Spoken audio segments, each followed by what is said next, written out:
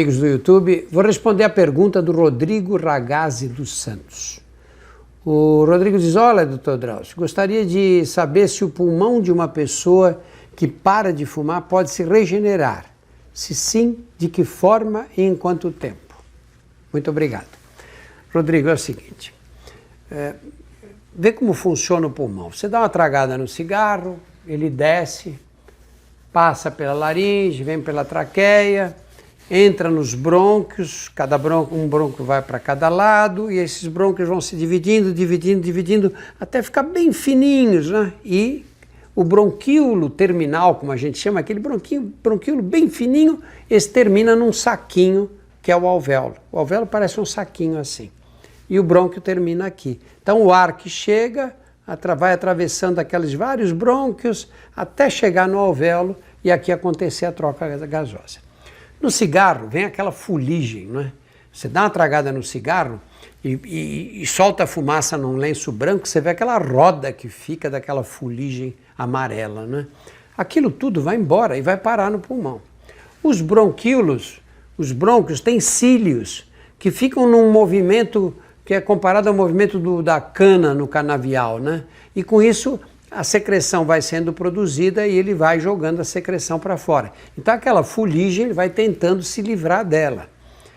Só que com a repetição, você fuma aí 10, 15 cigarros, 20 por dia, a fumaça vem numa temperatura muito quente, passa de 200 graus. Você não sente porque é fumaça, não é líquido. Fosse líquido queimava tudo.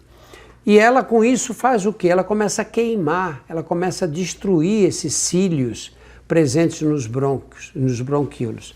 Com isso, fica mais difícil eliminar a secreção, por isso que o fumante tosse, porque a secreção se acumula ali e ela não é eliminada espontaneamente como na pessoa que não fuma. E aí ele tem que tossir para fazer força e expelir essa secreção.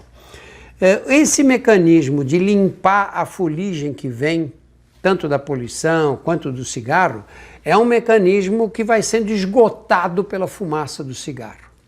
E aí você começa a acumular essas pequenas partículas, que a gente chama de micropartículas, que vêm com a fumaça, que são essas que ficam impregnadas no lenço. E isso causa um dano que nunca mais a gente recupera, porque não tem como tirar o que já se encontra nesse local. O que acontece quando você para de fumar? Primeiro, você reduz, você para de jogar lá dentro essas substâncias irritantes. Segundo, você dá tempo para que os bronquíolos se regenerem, para que os cílios se recomponham, para que o pulmão comece a funcionar bem. Então, a resposta é muito rápida. Você fumou 20 anos, você para hoje, essa bronquite crônica provocada pela contração dos brônquios, pela fuligem que está lá, ela começa a se recuperar. 2, 3 meses, você está sem nenhuma bronquite. Aí você fica com os males provocados pela fuligem que já ficou presa nos brônquios. Mas como os pulmões têm uma superfície absurda, se eu esticar meus 2 pulmões, eu cubro uma quadra de tênis. Então a superfície é muito grande, porque a função respiratória é absolutamente necessária. Sem respirar, em 3, 4 minutos eu morro. Então a superfície é grande para justamente preservar a vida. Então mesmo que você destrua uma parte grande, você ainda preserva uma superfície pulmonar razoável, dependendo de quanto tempo você fumou, é lógico. E a condição de vida melhora muito. Mas o dano que se estabelece no pulmão, esse é irreparável. O que estragou não conserta mais. Eu fumei 19 anos, parei de fumar e hoje eu sou capaz de correr maratona. Isso quer dizer que o cigarro não me prejudicou? Lógico que prejudicou.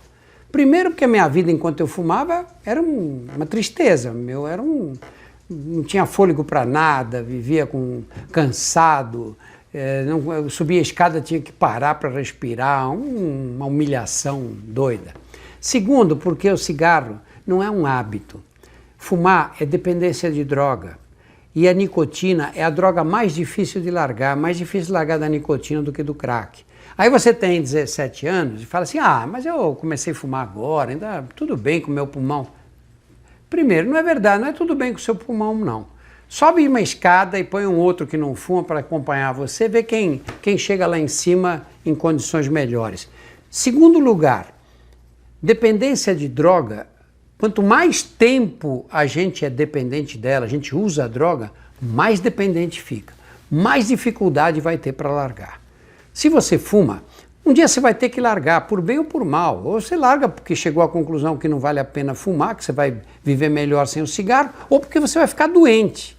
Então para já. É muito melhor. Quanto mais cedo você parar, mais fácil vai ser.